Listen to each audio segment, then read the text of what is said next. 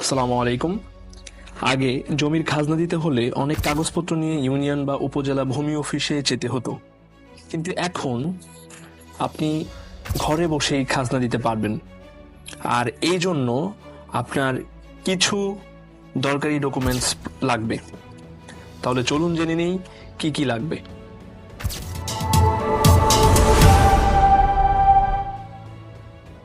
সর্বশেষ রেকর্ড বা খারিজ খতিয়ানের কপি, দ্বিতীয়ত পূর্ববর্তী দাখিলার কপি, তারপর জাতীয় পরিচয়পত্র, এবং অবশ্যই একটা স্মার্টফোন বা কম্পিউটার, যে কোনো একটা থাকলেই হবে।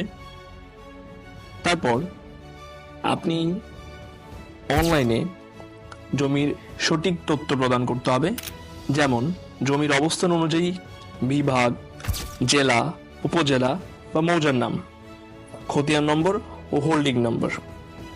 এই সব দরকারি কাগজপত্রগুলোই আপনার অনলাইনে খাজনা পরিশোধ করার জন্য লাগবে। মাত্র এই কয়েকটি ডকুমেন্টস থাকলেই আপনি ঘরে বসে দ্রুত এবং সহজে জমির খাজনা পরিশোধ করতে পারবেন। অনলাইনে জমির খাজনা দিন, সময় বাঁচান, হয়রানি মুক্ত থাকুন। ধন্যবাদ।